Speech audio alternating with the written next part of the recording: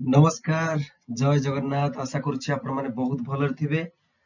आपण मानकर प्रिपरेशन मध्ये ठीक ठाक चलीथिबो। तो आज रे सेशन में डिस्कशन करिबा जे बहुत पिला मानकर कमेंट रहउची मन रे डाउट रहउची जे सर सेकंड मेरिट लिस्ट रे पई एतिक मार्क मोर हबो कि नाही। तो आज रे वीडियो रे हमें से डाउट समस्त क्लियर करनवा। तो देखंतु पूरा ए टू जेड डिस्कशन करिबा जे कोन केते वैकेंसी अछि, फर्स्ट सिलेक्शन केते पिला हे गले,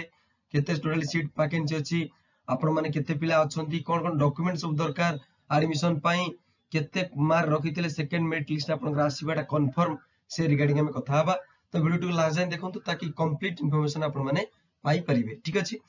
तो आपण माने प्रथम देखंतु एकेडमी सेशन 2025-27 रो एटा कथा। तो स्टेट कोटा रे आर्ट्स एवं कॉमर्स स्ट्रीम रे फर्स्ट सिलेक्शन कैटेगरी रे यूआर रे एथर कट ऑफ जाईची 38.5260।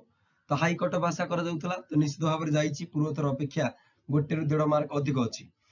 यदि यूआर देखिबा 38.5260 सेबला एससी कैटेगरी रे 33.2686, एसटी कैटेगरी रे 29.1309 एवं एससीबीसी कैटेगरी रे 37.0432 जाईची। तो देखंतु सेकंड कट ऑफ पाई बा सेकंड सिलेक्शन पाई कट ऑफ टा केते रहितबा दरकार, सेफ स्कोर केते देखंतु। सेफ स्कोर पूर्वरु आपण मन रे प्रथम गोटे क्वेश्चन आसिया दरकार जे आउ सर केते सीट एबे फांका अछि। देखंतु जेतला फर्स्ट सिलेक्शन होई गला,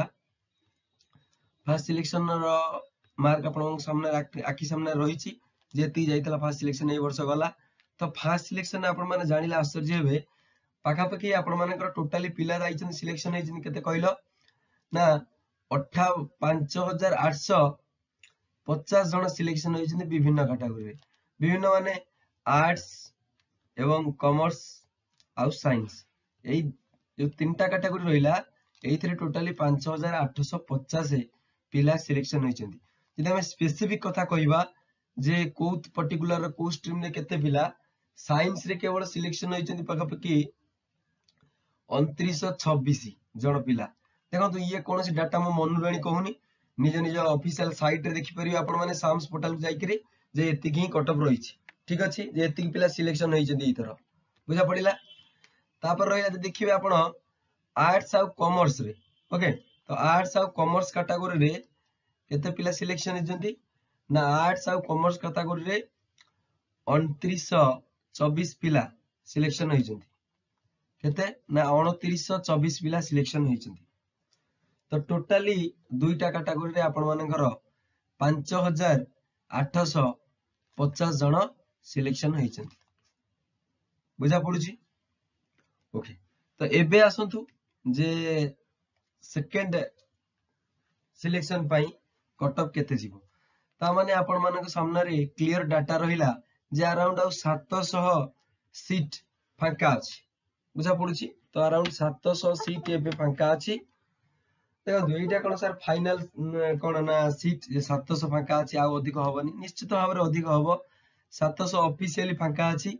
फिर भी आपण माने देखिबे ए संख्याटा अराउंड पाखा पखी 900 भलिया हेइ जिवो। काहे कि ना 200 पिला एमिति बाहरिबे ऑल ओडिशा बेसिस रे जो माने +3 कंटिन्यू करूथिबे, जार +3 लास्ट ईयर थिबो, ओके, जो माने +3 फर्स्ट ईयर एडमिशन करि देइथिबे। बुझा पड़ुची, तो से माने कोन करिवे, प्राय से माने कोन करंती ना से माने सिटी करियाको जेहेतु फॉर्म टे भरि देइ थांती, धर सिलेक्शन नै गला फिर मन बळांती नाही, काहे कि ना +3 कंप्लीट परे से माने स्टेट बीडी करि नेबे। बुझा पड़ुची, हायर पोस्ट पई तो से प्रेफरेंस पई प्राय से माने ओहरि जानती, बीडी एडमिशन करती नाही। तापर गोटे पिला धर +3 फर्स्ट ईयर एडमिशन करिछि, से चिंता करूछि काले मोर फाइनेंशियल प्रॉब्लम अछि, मु काई +3 एडमिशन आ करबी,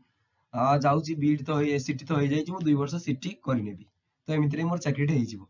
ता मन रे एमिति चिंता थिबो। तो एई बेला एपट सेपट प्रति वर्ष प्राय आपण माने देखिबे तो फर्स्ट सिलेक्शन परे जतले सीट बळी पड़े, से सीट रु अधिक पखापखि 200 रु 300 एक्स्ट्रा बढ़ी जाए जतले एडमिशन परे, काहे कि ना पिला मन बळांती नाही। तापरे गोटे पिला चिंता करथिबो मते एई कॉलेज रे हेले मो पई सुइटेबल होबो, मो गां पाख किबा मो जिल्लार पाखरे मोटे सुविधा हबो। जदि से कॉलेज रे ताको न मिलिला से कहबा नाही मो करबिनी। तो एमिति बहुत किछि प्रॉब्लम अछि, पिलांक सहित हमें कथा आइछे,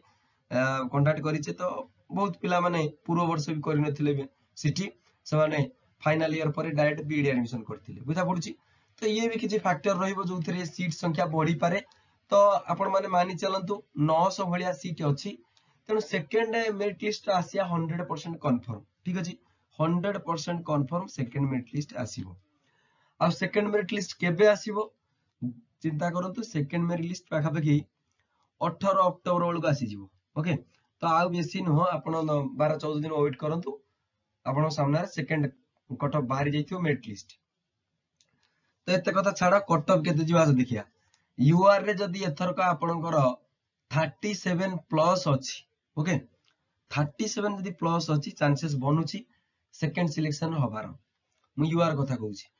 तो एससीबीसी रे जदी 36 प्लस रहिची ताहाले चांसेस बनुची हे जीवा आपनकर एससी कैटेगरी रे मु कहबी 32 प्लस मार्क जदी आपन मानकर अछि 32 समथिंग ताहाले हे जीवो एसटी कैटेगरी जदी आपन मानकर 28 प्लस मार्क रहउची ताहाले आपन मानकर हे जीवो एटा हमें कथा होउतले आर्ट्स एवं कॉमर्स कैटेगरी रे ठीक अछि एबे देखंतु साइंस के आसंतु साइंस रो फर्स्ट सिलेक्शन एई वर्ष केते जाईची हाई कट ऑफ देखि परथिबे 43.6425 एससी जाईतला 33.3768 एसटी जाईची 27.3967 एससीबीसी जाईची 41.8698 ओके तो यदि यूआर कथा हमें कहिबा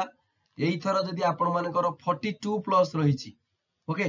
42 प्लस जदि रहिची आपण मानकर चांसेस अछि हे जिबार